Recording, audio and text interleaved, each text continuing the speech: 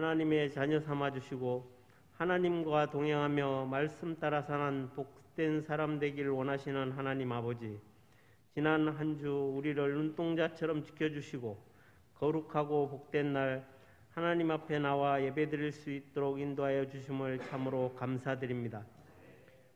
우리 온 마음과 정성으로 드리는 예배 기쁘게 받아주시고 성령 충만한 은혜의 시간 되게 하여 주시옵소서.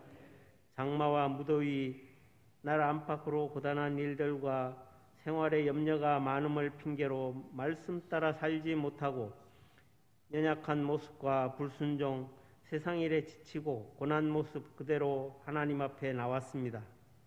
저희가 주님의 이름을 영화롭게 하지 못한 것을 회개하오니 용서하여 주시옵소서. 교만과 허영과 이기심으로 가득한 저희를 주님 용서하여 주시옵소서. 환난 날에도 이웃에게 주님의 사랑을 실천하고 배려할 수 있도록 마음을 열어주시고 저희의 삶 속에 주님의 향기가 배어나올 수 있도록 축복하여 주시옵소서. 저희의 삶이 주님께 드려지는 산제사가 되기를 원하오니 저희의 기도를 들어 응답하여 주시옵소서. 새로운 변이 바이러스로 인해 통제되어 교회는 물론 많은 사업장들이 힘들어하고 있습니다. 성령 하나님께서 찾아주셔서 힘주시고 은혜와 평강을 허락하여 주시옵소서. 저희의 힘으로는 어쩔 수 없습니다. 오직 하나님 아버지만이 하실 줄로 믿습니다. 속히 이 환난을 종식시켜 주셔서 모두가 마음껏 찬양과 예배를 올려드릴 수 있도록 은혜 내려 주시옵소서. 코로나19로 어려운 가운데서도 일본에서 올림픽 경기가 개막되어 세계 모든 나라에서 많은 선수들이 모여 선의의 경쟁을 펼치고 있습니다. 코로나로 인하여 경기하는 가운데 방해받거나 감염되지 않게 하시고 올림픽 정신에 맞게 페어플레이로 최선을 다하는 경기가 되게 하여 주시옵소서. 올림픽 기간 동안 다치는 선수 없게 하시고 전 세계가 평화와 화합의 장이 되게 하여 주시옵소서. 또한 우리나라 선수들도 그동안 갈고 닦은 기량을 충분히 발휘하여 좋은 성적을 거두게 하여 주시옵소서. 이 나라를 이끌어가는 문재인 대통령과 그를 보좌하는 위정자들을 위하여 기도합니다. 그들에게 하나님을 두려워하는 마음을 주시고 무엇보다 국민을 겸손히 섬기는 마음을 주시옵소서. 또한 이 나라 지도자들에게 지혜와 분별력을 주시고 국민의 목소리에 귀를 기울이게 하시고 모든 문제를 주님께 맡기고 기도함으로 위기와 갈등을 지혜롭게 극복하게 하옵소서. 내년에 있을 대통령 선거를 잘 준비하여 이 나라를 잘 이끌어갈 수 있는 대통령이 선출되게 하여 주시옵소서. 하나님 아버지, 우리동 제1교회를 이곳에 허락하여 주시고 하나님의 뜻을 잘 분별하며 그 뜻을 이루어가는 교회 되게 하여 주심을 감사합니다. 우리 교회가 하나님을 알지 못하여 죄의 종이 되어 죽어가는 영혼을 구원하는 일에 더욱 힘쓰며 어려운 당한 이웃을 내 몸같이 사랑하는 교회가 되기를 원합니다. 하나님 말씀에 순종하며 빛과 소금으로 살아갈 수 있도록 믿음을 더하여 주시고 우리의 착한 행실로 인해 하나님께 영광 돌리는 교회, 이웃을 사랑하고 섬기는 교회, 지역사회에 선한 영향력을 끼치는 교회가 되게 하여 주시옵소서. 교회에 속한 기관마다 성령 충만과 말씀의 은혜가 풍성하도록 역사하여 주시고 계획하고 추진하는 행사와 사역 위에 함께하여 주시기를 간구합니다.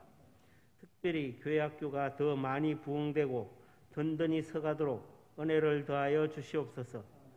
유치부, 초등부, 여름 성경학교와 청소년부, 청년부 수련회가 하나님을 만나고 하나님을 더 많이, 더 깊이 알아가는 소중한 시간 되게 하여 주시옵소서.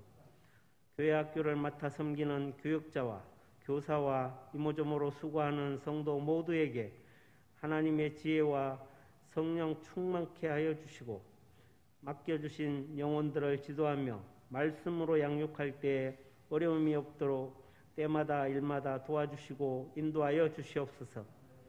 땅끝까지 이르러 내 정인이 되리라 말씀하신 하나님 아버지, 이를 위해 작지만 물질과 기도로 형편이 어려운 지역교회와 해외 선교사들을 후원하고 섬기고 있습니다. 우리 교회가 섬기고 후원하는 지역교회와 해외 선교 현장을 날마다 돌보아 주시고 함께하여 주셔서 말씀의 능력과 은혜가 풍성한 교회와 선교 현장이 되게 하여 주시고, 특별히 환경과 여건이 우리와 전혀 다른 낯선 땅에서 복음을 전하고 말씀을 가르치는 선교사와 그 가족의 건강과 안전을 늘 지켜주셔서 불신과 어둠에 맞서서 선교에 승리하는 선교사가 다 되게 하여 주시옵소서. 특별히 미얀마를 선교하고 있는 엄기수 목사님과 전원영 사모님을 지켜주시고 보호하여 주시옵소서. 예배를 인도하며 말씀을 전하시는 담임 목사님에게 하나님의 뜻을 잘 분별할 수 있는 지혜를 허락하여 주시고, 하나님 말씀을 담대히 선포할 수 있도록 강한 손으로 붙잡아 주시옵소서. 담대히 말씀을 선포할 때 듣는 이마다 그 말씀을 하나님의 말씀으로 받고 그 말씀에 순종하며 살아가는 복된 인생 다 되게 하여 주시옵소서. 코로나19로 인해 여전히 많은 성도가 함께 모여 예배드리지 못하고 각 처소에서 온라인 예배를 드리고 있는데, 이 모든 상황이 하루속히 해결되어 모든 성도가 함께 모여 예배드릴 수 있도록 역사하여 주시옵소서. 이후에 예배 순서도 함께하여 주시고 순서를 맡아 섬기는 손길 모두 기억하여 주시고 크신 은혜 내려 주시옵소서. 오직 하나님만 영광 받으시는 예배가 되기를 원하오며, 우리를 죄와 사망에서 구원하여 주신 예수 그리스도의 이름으로 기도드립니다. 아멘.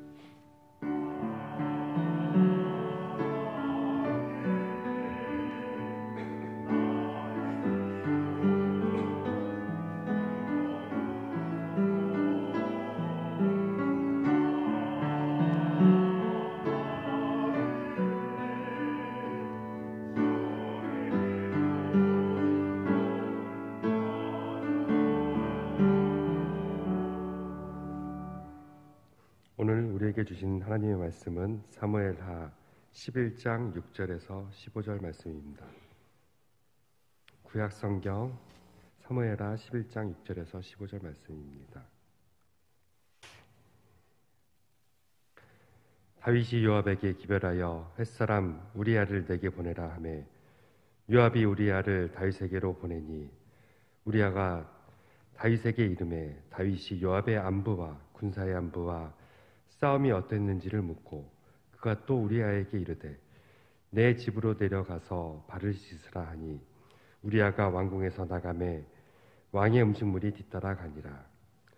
그러나 우리아는 집으로 내려가지 아니하고 왕궁문에서 그의 주의 모든 부하들과 더불어 잔지라. 어떤 사람이 다윗에게 이르되 우리아가 그의 집으로 내려가지 아니하였나이다. 다윗이 우리아에게 이르되 내가 길 갔다가 돌아온 것이 아니냐, 어찌하여 내 집으로 내려가지 아니하였느냐 하니, 우리아가 다윗에게 아뢰되 언약궤와 이스라엘과 유다가 야영 중에 있고 내 주 요압과 내 왕의 부하들이 바깥들에 진치고 있거늘 내가 어찌 내 집으로 들어가서 먹고 마시고 내 처와 같이 자리리이까. 내가 이 일을 행하지 아니하기로 왕의 살아계심과 왕의 혼의 살아계심을 두고 맹세하였나이다 하니라. 다윗이 우리아에게 이르되 오늘도 여기 있으라. 내일은 내가 너를 보내리라. 우리아가 그날에 예루살렘에 머무니라. 이튿날 다윗이 그를 불러 그로 그 앞에서 먹고 마시고 취하게 하니, 저녁 때에 그가 나가서 그의 주의 부하들과 더불어 침상에 눕고 그의 집으로 들어가지 아니하니라. 아침이 되매 다윗이 편지를 써서 우리아의 손에 들려 요압에게 보내니, 그 편지에 써서 이르기를 너희가 우리아를 맹렬한 싸움에 앞세워 두고 너희는 뒤로 물러가서 그로 맞아 죽게 하라 하였더라. 이는 하나님의 말씀이었습니다. 오늘까지 코로나19 4단계 되도록 그렇게 했었는데 1,000명 넘는 인원이 계속적으로 확진자로 되어져서 8월 8일까지 다시 2주간 또 연장이 되었습니다. 그래서 교회는 그 연장된 대로 8월 8일까지 지난 주간과 같이 또 우리가 계속 이어갈 수밖에 없는 이제 이런 상황입니다. 여러분들 교회가 그립고 또 예배가 그리우실 터인데 오늘 이렇게 동영상으로 예배에 참석하고 계시는 분들 8월 8일까지 좀 참으시고 또 그러나 교회에 언제든지 오셔서 개별적으로 기도하실 수 있도록 그렇게 하시면은 되겠습니다. 교회는 우리 교육자들이 수요일과 또 금요일 소독하고 방역하고 환기하는 이런 일을 계속 하고 있습니다. 교회는 안전합니다. 여러분의 삶의 또 생활의 그 환경 속에서 감염되지 않도록 방역 조치 잘 지켜가면서 건강들 유의하시고 또 개인적으로 하나님 앞에 기도하면서 이 코로나19가 속히 종식될 수 있도록 여러분들이 힘써 주시면 감사하겠습니다. 이 코로나19로 인해서 교회가 사회의 비난거리가 되지 않도록 해야 될 것, 이거 우리가 가져야 될 그런 책임이기도 한 것입니다. 어제 일본에서 이제 올림픽이 개막되었습니다.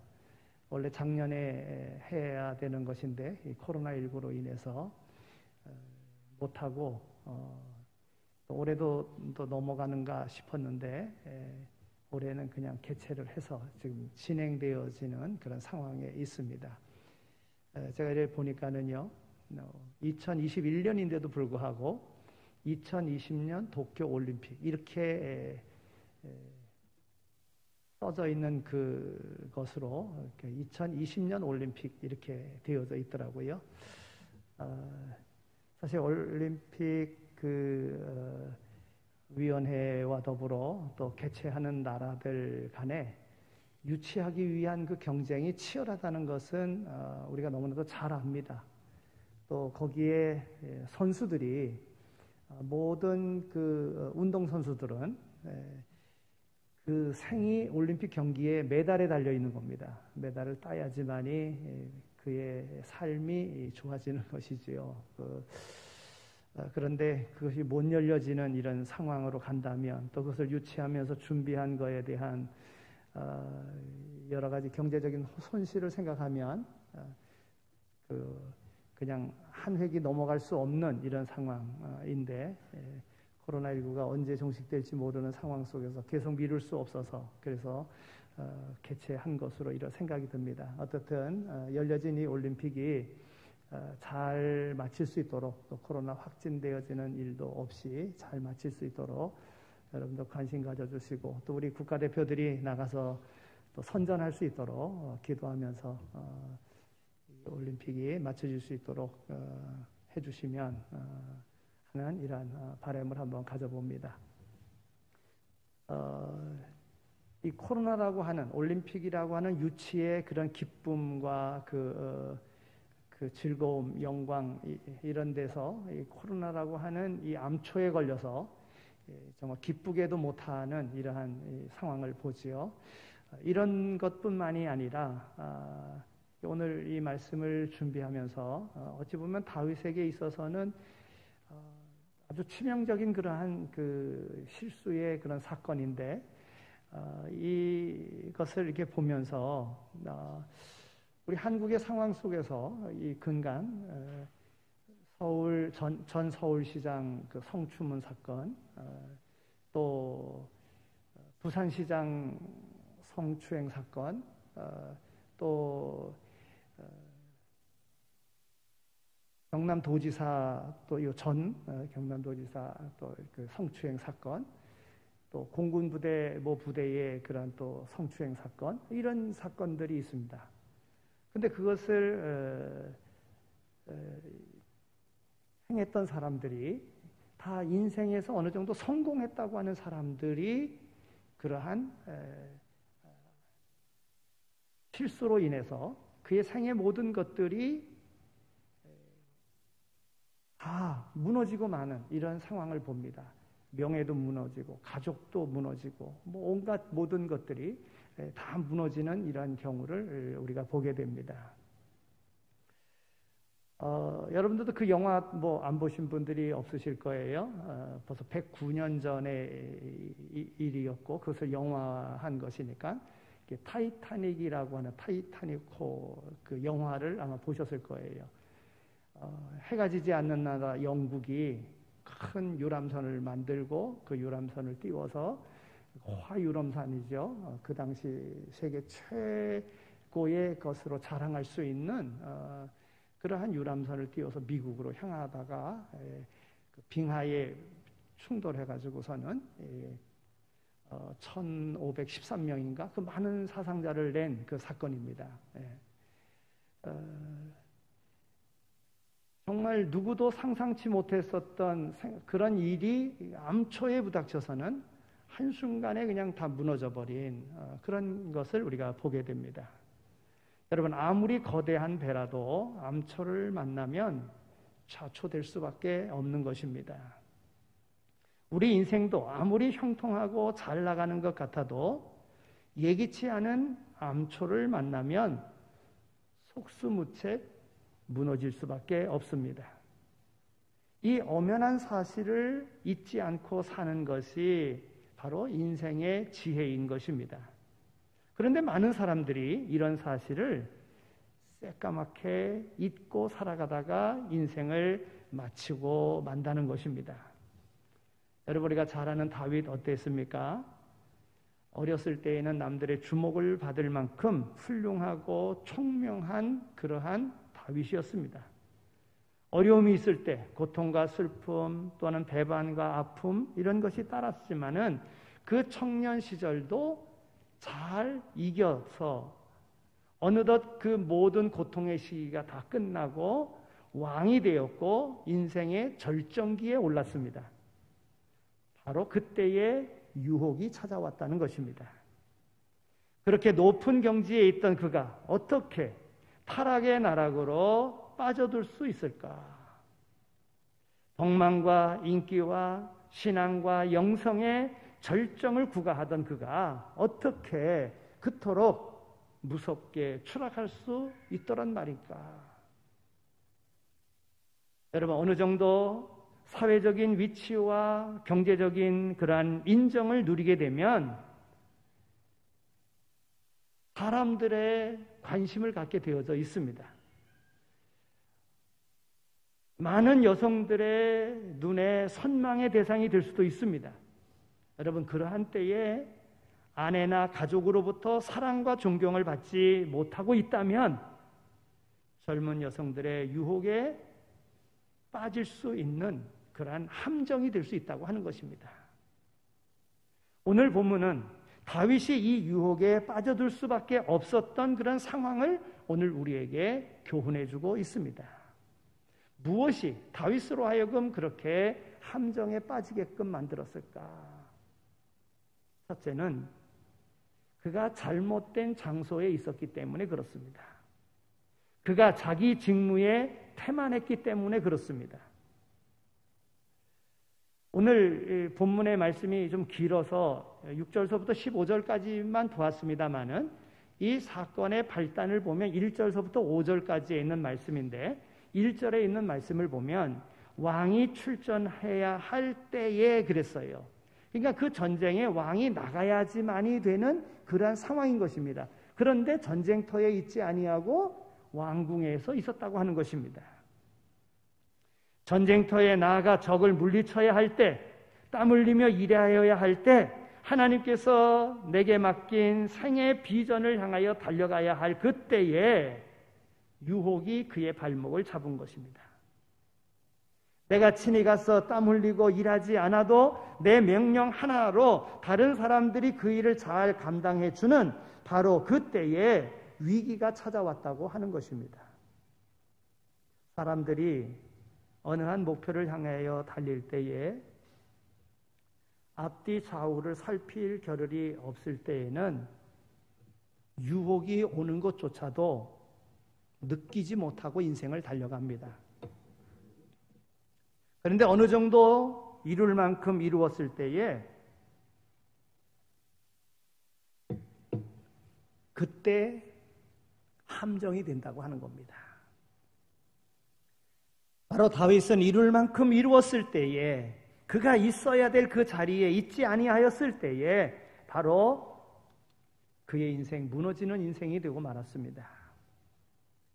두 번째로 그가 기도하지 않았기 때문에 그렇습니다. 여러분, 위기는요 한순간에 찾아오는 겁니다. 모든 사람들이 다 내 곁을 떠나고 내가 감당해야 될 모든 일들이 다 맞춰졌을 때에 조용히 혼자서 자기의 시간을 보낼 수 있을 때에 그때 위기라는 거예요. 여러분, 자식 키우느라고 고생하고 그럴 때는 위기인 줄 모르고 자식 키우느라고 온갖 모든 걸 다 쏟습니다. 잘못된 길로 갈 겨를도 없습니다. 집을 장만하기 위해서 여러 가지 수고하고 애쓰고 돈을 모아서 그리고 집을 장만했습니다. 그때에 위기가 온다는 거예요. 자식들 다 키워서 시집장가 다 보내고 여유로웠을 때에 인생의 위기가 온다는 것입니다. 여러분, 여유로운 시간 우리에게 오게 되면 그 여유로운 시간 오늘 우리가 얼마나 기다립니까? 아이고, 자식들 다 이제 시집장가 다 보내고 그들이 살 만큼 해주고 나면 그리고 내가 감당해야 될 모든 일들 다 마치고 나면 그때 내가 뭘 해야 되겠다? 여러분, 그때가 위기의 순간이 될 수 있다는 것이지요. 여러분, 이런 여유로운 시간이 왔을 때에 그때 우리가 가져야 되는 것은 내가 그동안 바빠서 주의 일 감당하지 못한 것, 주의 일 감당해야 되겠다. 그때 바빠서 기도하지 못한 것, 내가 하나님 앞에 기도해야 되겠다. 내가 더 경건의 시간을 가져야 되겠다. 이런 마음을 갖는 것이 그 위기를 이기는 그러한 길인 것입니다. 그런데 그 귀중한 시간, 다윗은 실패하고 말았습니다. 또 오늘 본문에 있는 말씀을 보면 그 잘못된 실수를 숨기려고 했다는 거예요. 그래서 결국은 그것이 자신을 망하게 만드는 결과가 되었습니다. 그는 보지 말아야 될 것을 보았습니다. 여러분, 고난보다도 무서운 것이 있는데 그것은 바로 죄입니다. 악한 사탄은 우리 마음에 그러한 유혹하여 죄를 짓게 만듭니다. 그래서 어찌하든지 인생을 망가뜨리려고 합니다. 할 수만 있으면 영원한 지옥으로 끌고 가려고 길을 씁니다. 이것이 악한 마귀의 속셈입니다. 이러한 사탄의 공격이 얼마나 교묘하고 집요한지 오늘 말씀을 통해서 우리는 잘 알 수 있습니다. 다윗같이 훌륭한 신앙인도 그 암초에 넘어질 수 있음을 분명하게 보여주고 있습니다. 이처럼 인간은 연약한 존재입니다. 아무리 신앙생활을 오랫동안 잘했다 하더라도 항상 잘해야 됨을 우리에게 교훈해주고 있는 겁니다. 여러분, 신앙생활 잘해왔던 이들이 한순간에 무너지는 것을 우리가 많이 보지 않습니까? 누구라도 언제라도 자초될 수 있는 가능성은 다 있습니다. 그런 거로 끝까지 경주해야지만이 되는 겁니다. 우리는 이런 사실을 명심하고 인생을 살아가야 합니다. 그것이 곧 인생을 끝까지 승리하는 비결이 되는 것입니다. 부디 오늘 말씀을 통해서 우리 인생의 항해에 불쑥불쑥 닥쳐오는 그런 암초를 넉넉히 이기고 승리하는 오늘 우리 모두가 다 되어지기를 소망합니다. 그러면 오늘 말씀을 통해서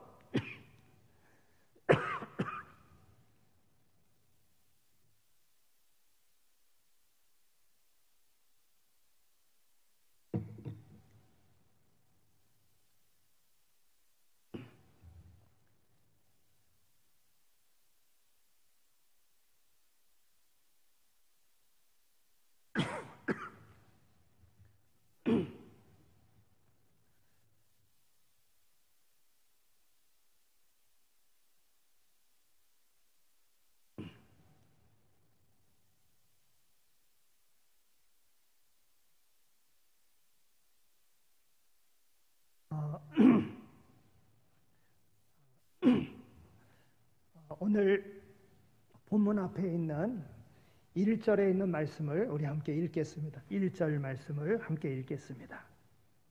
1절 11장 1절에 있는 말씀입니다. 시작.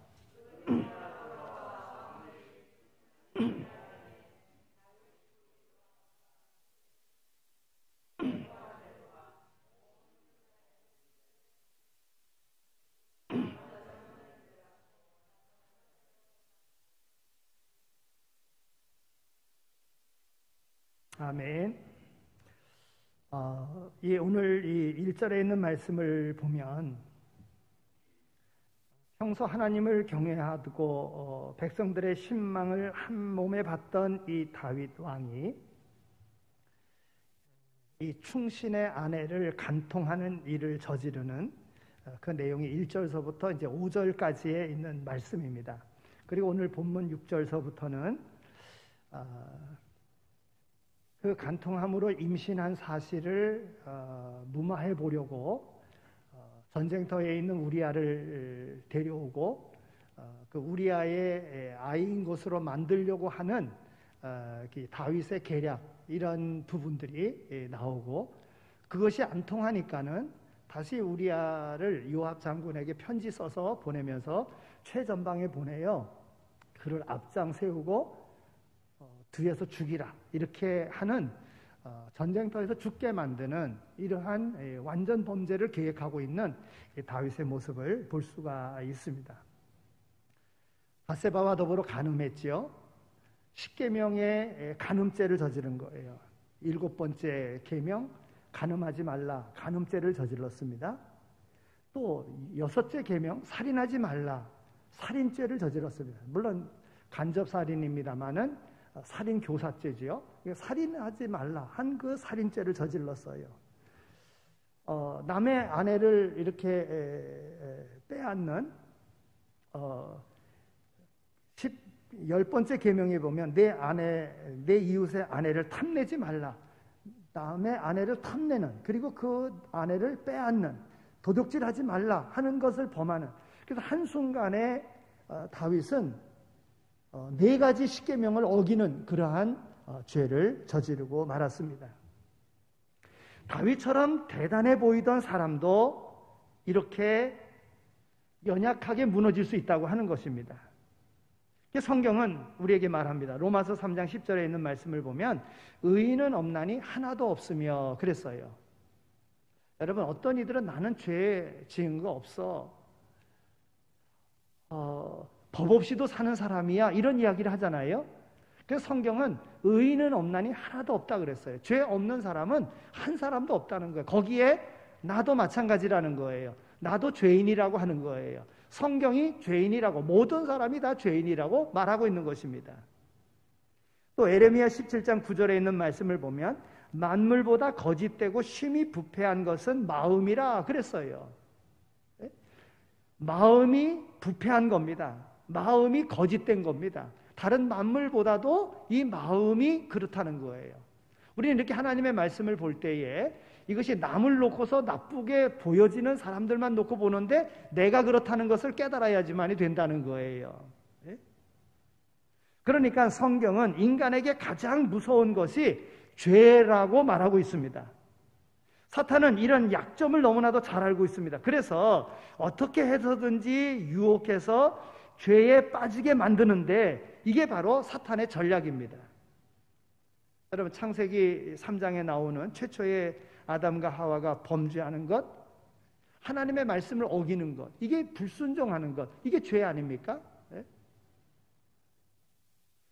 또 예수님에게 있어서도 공생애 시작하기 전에 40일 금식기도 하지 않습니까?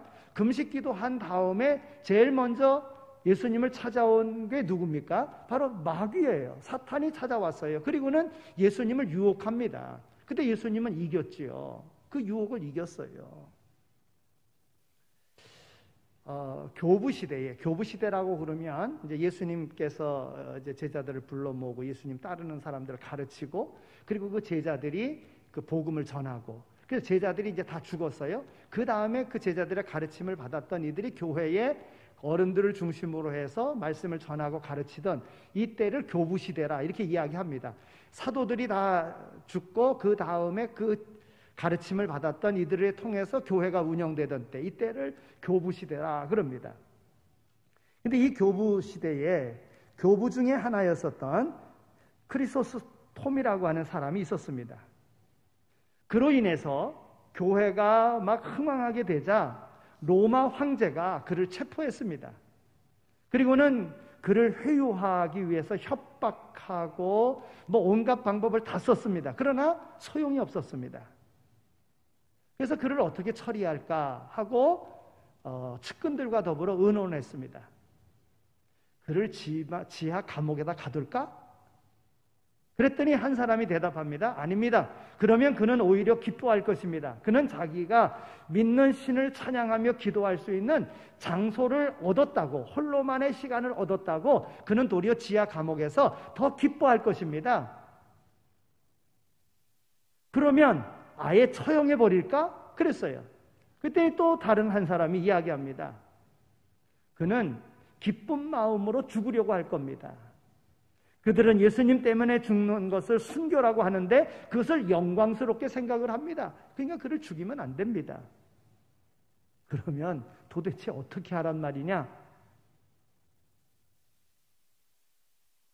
그를 고통스럽게 만드는 것, 그것은 딱 한 가지가 있습니다. 그것은 그로 하여금 죄를 짓게 만드는 것입니다. 그랬다는 거예요. 그는 죄를 빼놓고서는 아무 것으로도 두려워하지 않습니다. 어떤 것으로도 그를 괴롭게 할 수 없습니다. 그런데 그것이 될런지 모르겠습니다. 그랬다는 거예요. 여러분, 우리 인생에서요, 가장 위험한 암초는 죄임을 우리는 명심해야 합니다. 그것이 곧 인생 승리의 기본 원리입니다. 우리가 죄에 빠지지 않아야 됩니다.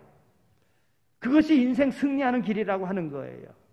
여러분 보십시오. 얼마나 많은 사람들이 지금까지 인생을 열심히 살고 소위 성공한 사람이라고 칭송을 받다가 하루아침에 몰락하지 않습니까? 무엇 때문에요? 죄 때문에.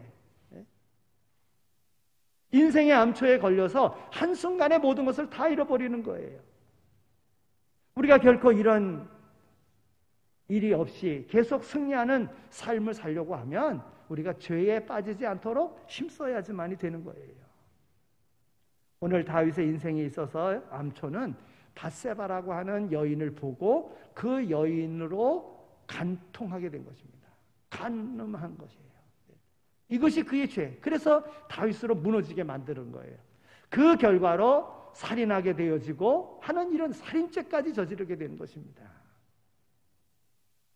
내가 죄인인 것을 깨닫고요, 그 죄에 빠지지 않도록 해야 된다 하는 겁니다. 두 번째는 다윗의 죄를 짓게 된 그 원인은, 그럼 왜 다윗이 죄를 짓게 되었는가? 그것은 영적인 교만과 나태함 때문이라고 하는 것입니다. 다윗이 죄악의 암초에 걸리게 된 데에는 중요한 원인이 있습니다.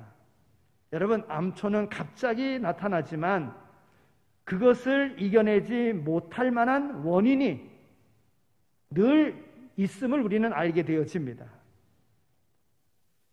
오늘 이 본문 말씀의 앞에 사무엘하 10장에 있는 말씀을 보면 다윗이 암몬 족속과 더불어 계속 싸웁니다. 그런데 싸울 때마다 이겼습니다.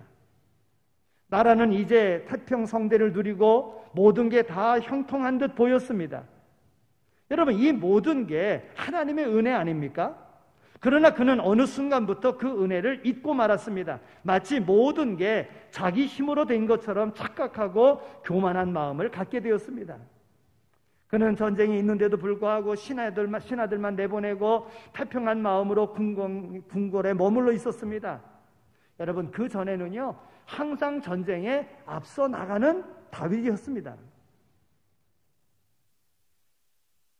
신하들만 보내고 궁궐에 있을 만큼 자만해진 것입니다. 여러분, 오늘 아까 읽었던 1절에 있는 말씀을 보더라도요, 해가 돌아와서 왕들이 출전할 때가 되매 그랬어요.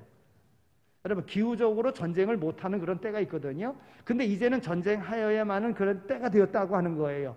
왕들이 출전해야 될 때가 됐다는 거예요. 즉, 이 말은 다윗 왕이 그 전쟁에 나가서 싸워야지만이 되는 이런 상황이라고 하는 것입니다.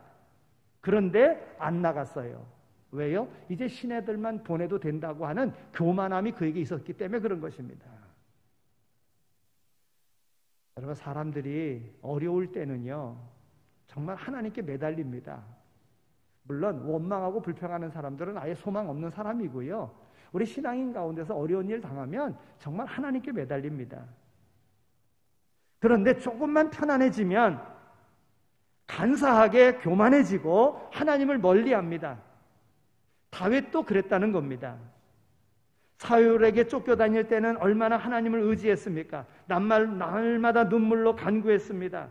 그런데 태평해지니까 교만하게 하나님을 의지하지 않았습니다. 이럴 때 영적 침체가 찾아온 것입니다. 그리고 시험으로 넘어져 갑니다. 그래서 성경은 우리에게 경고합니다. 잠언 16장 18절에 있는 말씀을 보면 교만은 패망의 선봉이요 거만한 마음은 넘어짐의 앞잡이니라 그랬어요. 그러니까 거만한 마음 가지면 안 됩니다. 교만한 마음 가지면 안 됩니다. 이 일로 인하여 한순간에 무너진다는 거예요. 고린도전서 10장 12절에도 말씀합니다. 그런즉 선줄로 생각하는 자는 넘어질까 조심하라 그랬습니다. 그러므로 우리는 항상 하나님의 은혜를 잊지 말아야 합니다. 우리는 연약한 죄인입니다. 하나님의 은혜가 아니면 멸망할 수밖에 없는 인생입니다. 그래서 사람들이 이야기하잖아요. 개구리라도 올챙이적 잊지 말라고요. 과거 올챙이였었던 시절이 있었다는 거예요. 그 잊지 말라는 거예요. 다윗이 목동 시절, 사울에게 쫓겨다니던 시절, 이거 잊으면 안 됩니다. 늘 기억하고 살아야 되는 거예요. 그런데 그것을 잊었습니다. 이제는 왕이 되었어요. 무엇이든지 할 수 있게 되었어요. 그래서 나태한 마음을 가지니까 한순간에 무너지는 거예요. 영적인 교만 버려야 됩니다. 하나님의 은혜라고 하는 사실을 잊어서는 안 된다는 것입니다. 또 영적으로 나태해지면 안 됩니다. 2절에 있는 말씀을 보면 다윗은 교만한 나머지 영적으로 얼마나 나태해졌는가를 우리에게 보여줍니다. 저녁 때에 다윗이 그 침상에서 일어나 왕궁 지붕 위에서 거닐다가 그랬어요. 지금 부하들이 전쟁터에서 피 흘리고 있는데 그러면 다윗은 뭘 해야 됩니까? 기도해야 됩니다. 그런데 기도했다고 안 그랬어요. 성전에 가서 제사 드렸다고 그런 얘기도 없어요. 그런데 실컷 낮잠 자다가 옥상을 거닐다가 목욕하는 여인을 보고 그리고는 데려다가 간통하고 그리고는 그 남편에게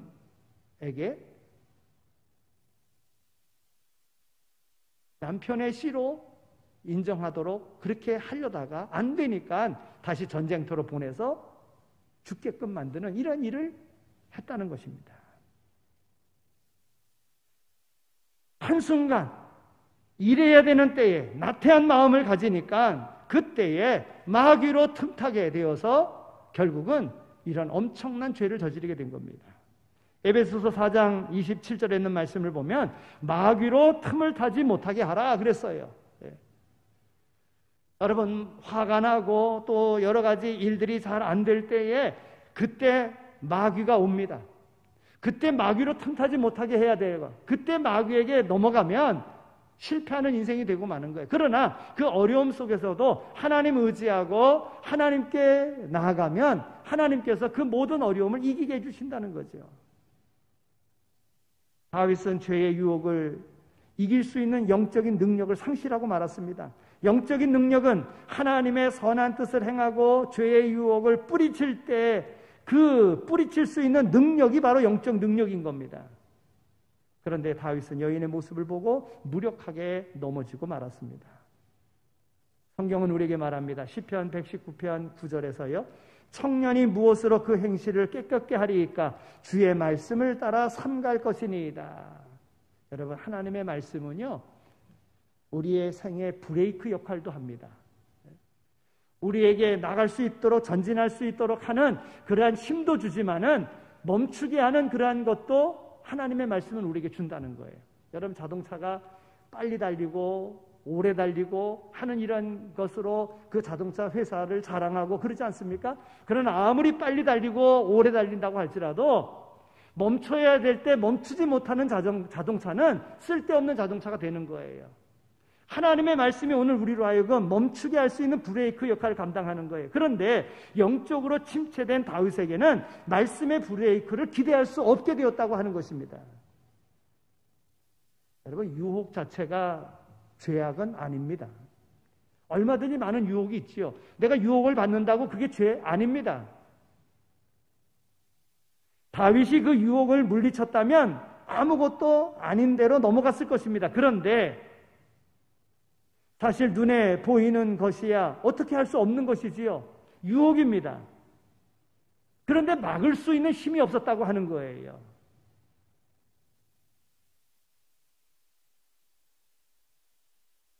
여러분, 많은 유혹을 받습니다. 이건 죄가 아닙니다. 그러나 그 많은 유혹에 넘어가면 죄가 되는 거예요. 이런 말이 있잖아요. 공중에 나는 새를 어떻게 할 수는 없다. 그러나 그 새가 머리에 둥지를 튼다면, 둥지를 틀게 만든다면 그건 문제다. 이겁니다. 여러분, 이처럼 영적으로 충만했던 다윗이지만 교만해지고 나태해지면서 영적으로 침체되었습니다. 그런 상태가 되니까 죄가 그에게 찾아온 거예요. 마귀가 시험에 올 때 속수무책으로 당하고 만 것입니다. 넘어지고 범죄에 빠지고 만 것입니다. 이러한 신앙에 빠지면 안 된다는 거예요. 과거에 아무리 신앙이 훌륭한 사람이라 할지라도 현재 영적으로 침체되면 무너질 수밖에 없는 겁니다. 여러분, 이 유혹과 이런 죄의 그런 그 시험, 그 유혹에서 넘어지고 나면은요, 우리가 그 죄의 결과, 그 후에 어떤 것이 있는가를 안다면 우리가 이길 수 있는 거예요. 여러분, 오늘 이 말씀이요, 여기서 끝나는 것이 아니라 이 말씀이 계속 이어집니다. 다윗의 가정이 어떻게 되어지는지 계속적으로 이어지고 있는 거예요. 이렇게 사무엘하 13장 1절 이하에 있는 말씀을 보면 다윗의 큰아들 암논이라고 하는 아들이 있는데 이 아들이 이복 여동생 다말이라고 하는 여동생을 사랑했습니다. 한순간 사랑한 거예요. 여러분, 이복 동생입니다. 배다른 동생이에요. 형제입니다. 그런데 한순간 예쁘다고 마음에 두었다고 아픈 척하고 자기 방에 들어오게 해서는 성추행을 하는 거예요. 그 오빠가 압살롬인데 압살롬이 여기에 대한 보복의 마음을 가지고 있다가 다 다윗의 아들들입니다. 가지고 있다가 집에서 잔치를 하면서 암논을 불러들이고 암논을 죽입니다. 여러분, 형제간에 성추행하고 형제간에 살인하는 이런 일이 벌어졌습니다. 여러분, 이 원인이 어디로부터 왔습니까? 다윗의 범죄로부터 온 겁니다. 그뿐입니까? 압살롬이 그 힘을 규합해서는 아버지 다윗을 쫓아냅니다. 쫓아내고서는 백주의 그 왕궁 옥상에서 아버지의 그 첩들과 더불어 동침을 합니다. 이게 사무엘하 16장에 가서 나옵니다. 또 다윗은 밧세바와 더불어 해서 임신하여 가졌던 그 아이가 태어나서 죽게 됩니다. 여러분, 이 원인이 다 어디로부터 오는 것입니까? 죄로 인하여 오는 그 결과가 그렇다는 거예요. 지은 죄보다도 더 엄청난 일들이 벌어진다는 것이지요. 이 죄의 속성을 우리가 알아야지만이 되는 겁니다. 이걸 알면 죄 안 짓는 거예요.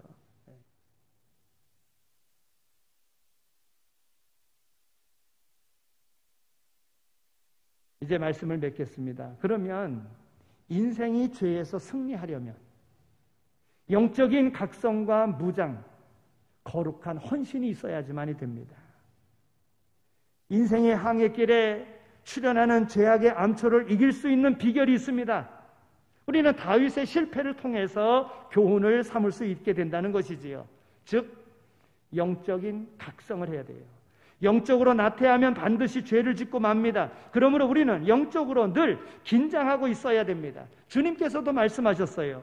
마태복음 26장 41절에서 시험에 들지 않게 깨어있어 기도하라. 마음에는 원이로되 육신이 약하도다.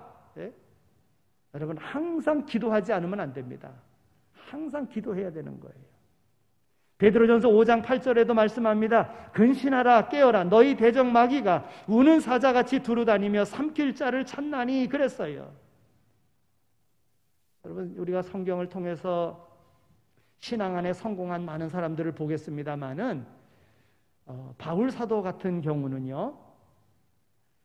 실수하지 않고 변질되지 않기 위하여 승리의 늘 삶을 살기 위해서 영적인 자기 관리를 늘 했습니다.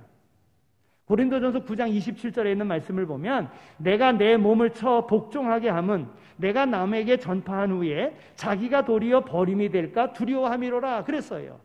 여러분 바울이 얼마나 많은 교회를 세웠습니까? 얼마나 많은 사람들에게 복음을 전하여 그 영혼을 구원했습니까? 그러나 항상 내가 다른 사람에게 이와 같이 구원의 역사를 이루었다 할지라도 내가 나를 쳐서 내가 넘어지지 않도록 내가 항상 버림받을까 봐 두려워한 마음으로 했다는 거예요. 그래서 인생 승리하는 자가 되었다는 거예요. 영적으로 깨어있는 가장 좋은 비결은 영적인 시선이 예수님께 고정되어지는 것입니다. 히브리서 12장 2절에 있는 말씀을 보면 믿음의 주여 또 온전케 하시는 이인 예수를 바라보자 그랬어요. 여러분 이 구절을 쉽게 풀이하면 이렇습니다. 예수님께 우리의 눈을 고정시키자 이겁니다. 예수님께 우리의 눈을 고정시키자. 여러분 예수님은 말씀하셨어요. 나는 세상의 빛이다 이렇게 말씀하셨어요. 물론 그 제자들 따르는 이들에게 너희는 세상의 빛이다 이렇게 말씀하셨어요. 네? 여러분 빛 대신 주님이 우리 앞에 있어야 돼요. 앞에 있고 내 시선이 예수님에게 고정되어야 됩니다. 빛 대신 주님이 내 앞에 있으면 내게 빛이 비춰지고 내 앞에는 환하게 되어져 있는 것입니다. 근데 예수님이 내 뒤에 계시다면 내가 일하고 예수님이 뒤에 계셔요. 그러면 빛 대신 예수님이 내 삶을 비출 때에 내 앞에는 그림자가 늘 드리워져 있는 거예요. 온전케 하시는 예수를 바라보자 하는 말은 바로 그거예요. 주님을 앞에 모시라고 하는 겁니다. 무슨 일을 하든지 주님의 뜻이 무엇인가? 주님이 뭘 원하실까? 어떻게 해야 주님이 기뻐하실까? 여러분 이렇게 시선이 고정되고 그렇게 살아가면 인생의 승리자가 될 수 있다고 하는 겁니다. 또 한 가지는 우리가 영적으로 무장해야 됩니다. 다윗은 평소 늘 말씀, 묵상, 기도, 찬송 그리고는 그때마다 느껴지는 감사함으로 시를 썼습니다. 그런데 손을 놓았습니다. 말하자면 영적으로 무장해제의 상태가 된 것입니다. 그러니까 대본에 영적으로 고갈되어져서 형편없는 인생이 되고 만 거예요. 우리는 영적으로 늘 무장해야 합니다. 그래야 영적인 능력을 그런 충족받을 수가 있는 것입니다. 영적으로 무장되어야 돼요. 요즘에는 좋은 배터리들이 나와가지고요. 이 배터리들이 수명이 깁니다. 그런데 그 아무리 긴 수명의 배터리라고 할지라도 배터리 떨어지면은요, 그 기계는 기능을 발휘하지 못합니다.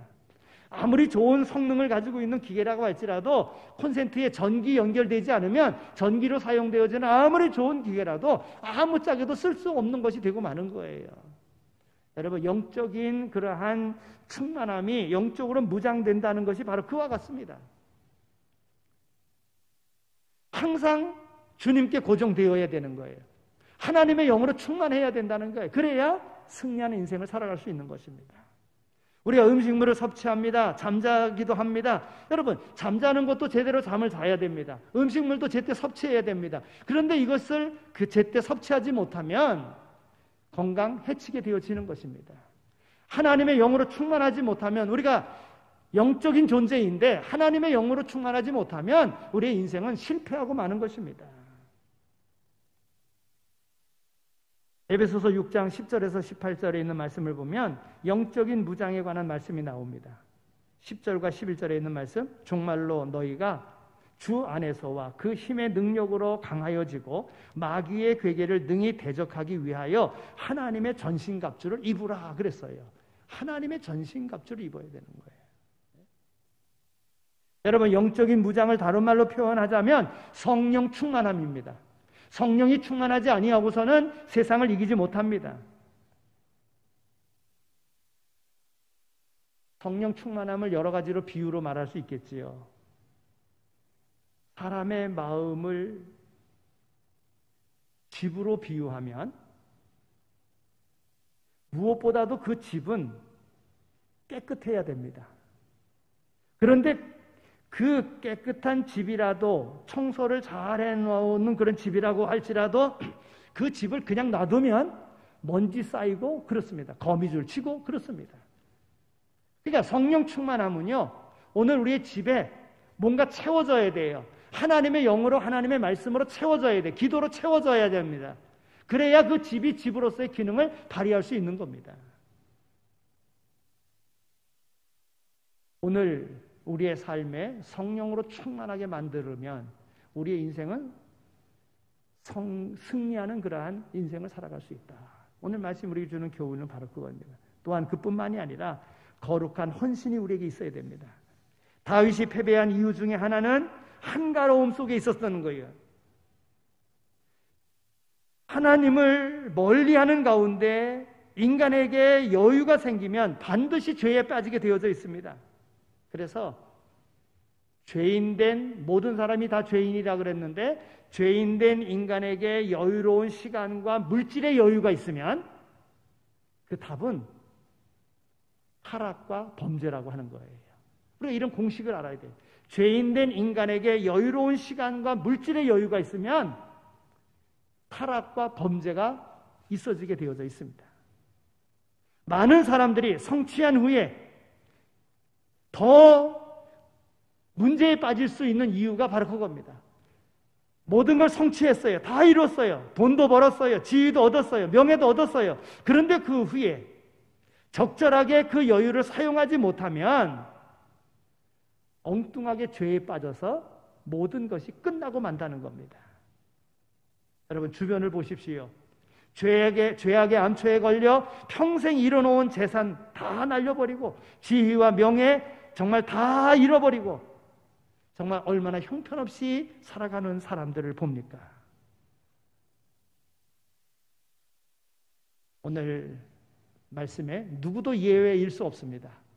하나님께서 우리에게 주신 바 귀한 사명 기억하고 무엇보다도 세상의 것에 목표를 두지 말고 하나님을 기쁘시게 하는 하나님의 영으로 충만하여 정말 모든 사람들에게 영원히 기억될 만한 믿음의 승리자로 우뚝 설 수 있는 오늘 우리 모두가 다 되어야 될 줄로 믿습니다. 하나님 아버지 감사합니다. 저희들을 사랑해 주셔서 이와 같이 하나님 전으로 불러주시고 예배자가 되게 하여 주신 것 감사합니다. 다윗을 통해서 우리에게 교훈해 주시니 정말 감사합니다. 죄의 결과가 얼마나 무서운지 아직까지 죄값을 치르지 못했다고 하면 우리 주님께서 다 담당해 주셨음을 우리가 깨닫고 더 주님을 기쁘시게 하는 삶으로 나갈 수 있는 우리의 생이 되어지게 하여 주옵소서. 그러나 주님 없는 삶에 지은 모든 죄의 그 결과는 너무나도 비참한 것임을 깨닫고 늘 주님을 푯대로 와서 살아갈 수 있는 온전케 하시는 이인 예수만 바라보고 살아갈 수 있는 그래서 영원한 복을 받아 누리는 오늘 우리 모두가 다 되게 하여 주옵소서. 예수 그리스도의 이름으로 기도드립니다. 아멘. 이제는 교회의 머리가 되시며 우리의 선한 목자가 되시고 부활 소망 되시는 예수 그리스도의 은혜와 우리를 사랑하시되 독생성자 아들 예수 그리스도까지 아끼지 아니하신 하나님 아버지의 극진하신 사랑하심과 성령님의 위로하시고 교통하심이 하나님의 귀하신 뜻을 깨달아 하나님의 선하신 뜻을 실천하며 살 것을 마음에 다짐하고 세상으로 나가는 이 자리에 참여한 모든 이들 가운데 이제로 영원히 함께 하시길 간절히 축원하옵나이다. 아멘.